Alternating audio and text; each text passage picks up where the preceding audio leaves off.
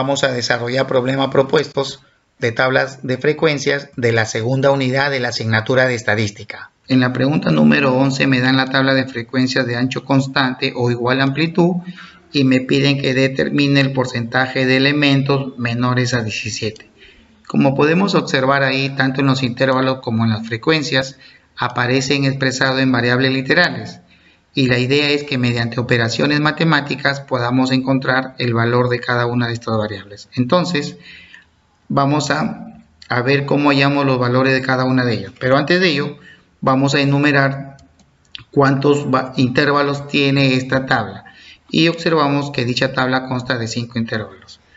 Además, para hallar el ancho de clase de cada intervalo o de intervalo a intervalo, sabemos que se halla a través de una diferencia entre ¿quién? Entre el límite superior y el límite inferior de cada intervalo. Entonces, lo que voy a hacer es restar B menos A, en este caso, y lo voy a igualar ¿a quién? A CA con B en este caso. Y voy a obtener una ecuación como aparece ahí.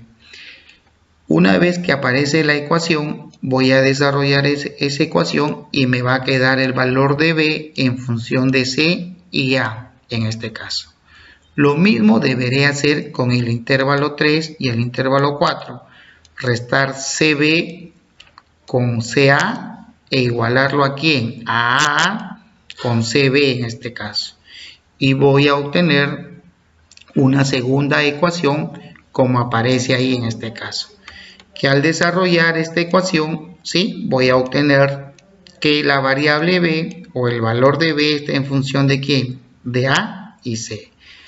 Luego, como puedes observar ahí, voy a igualar estos dos asteriscos, tanto uno como los asteriscos 2 en este caso. ¿Sí? Voy a igualarlos y voy a obtener una ecuación como aparece ahí, donde desarrollando cada uno de ellos, ¿sí? Llego a la conclusión de que C toma el valor de 1, A es el valor de 2 y este valor de B lo puedo hallar reemplazando tanto el valor de C como A, tanto en el primer asterisco como en el segundo asterisco y voy a obtener el valor de B. Entonces llego a la conclusión que el valor de B, ¿cuánto es? 7. Una vez que yo ya hallé cada uno de estos valores, sabiendo de que A vale 2, C vale 1 y B vale 7, entonces voy a elaborar una nueva tabla para reemplazar cada uno de estos valores. Bien, nos damos cuenta de que ahí aparece la primera tabla con sus respectivas variables y al lado derecho aparece ¿quién? O en la segunda columna aparece la tabla ya con sus valores respectivos.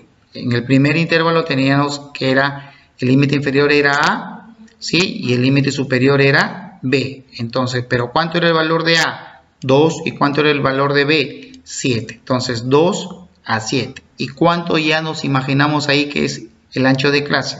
5 en este caso. O sea, es decir, ha ido aumentando de 5 en 5. E igual para las frecuencias. En la tabla de la izquierda aparece la variable A. Por lo tanto, le corresponde una frecuencia del valor numérico de A que es 2 en este caso.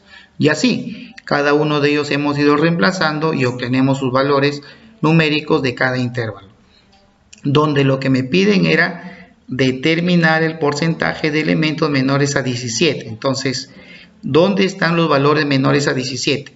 En el primer intervalo están los valores de 2 a 7, en el segundo intervalo de 7 a 12 y en el tercer intervalo de 12 a 17. Hasta acá deben ser tomados en cuenta estos valores. ¿Quiénes son? 2, 8 y 14. Voy a sumar todos estos valores, ¿sí? Y los voy a dividir entre ¿quién?